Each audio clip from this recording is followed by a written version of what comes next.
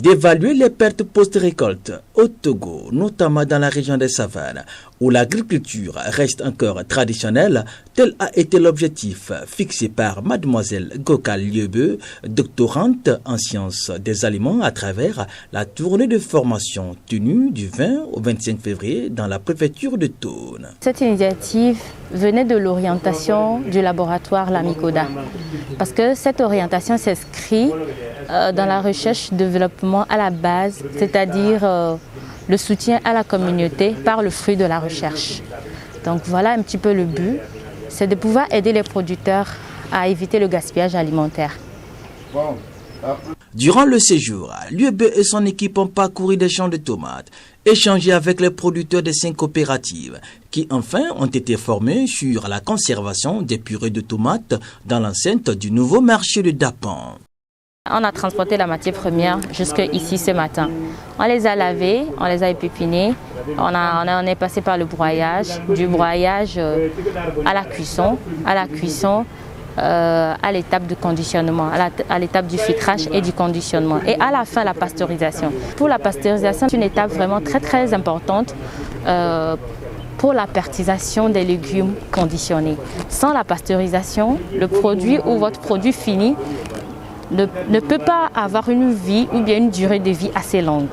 La tomate est de plus en plus cultivée dans la région des Savanes. Mais triste constat, le secteur n'est pas organisé. Aucune donnée quantitative sur la production. Cette année, avec les mesures restrictives dans la région des Savanes dues à la Covid-19, l'offre a été plus énorme que la demande. Je peux dire que ces producteurs locaux sont de la ville de Dapan, au centre du village, des cantons qui regroupent la ville de Dapan. Pourquoi la ville de Dapan? Parce qu'il y a des grandes zones de production. Dapan constitue une ville et rassemble des zones de production de la tomate. À Dapan, nous savons qu'ils font la culture en contre-saison et sur cette zone-là ou dans cette zone, dans ces localités, on trouve des fruits bien charnus. Les producteurs peuvent cultiver assez de paniers, disons 50 paniers, des grands paniers de tomates. Alors c'est une terre qui est fertile et qui est favorable à la production de la tomate. Donc je peux également ajouter que face à cette période difficile pour les producteurs et les productrices de la tomate de la région des Savanes, ce qui est lié aux conditions de la lutte contre le Covid-19, caractérisé par le bouclage entre-temps de la ville de Dapan qui vient d'être levé que la semaine dernière, il devient nécessaire que le Lamikoda apporte son soutien à ces producteurs locaux par la transformation de la tomate. Une journée a suffi à la quinzaine de producteurs de 5 coopératives pour maîtriser les techniques de conservation de l'or rouge. Nous avons pris la transformation de tomates en purée. C'est-à-dire que d'abord il faut cueillir les tomates fraîches au niveau des champs et puis venir faire casser et préparer et mettre en bouteille, petites bouteilles de mayonnaise et les fonctionner. Après le fonctionnement, les laisse reposer et on les enlève de l'eau pour garder. Et la conservation peut durer pendant 2 ans.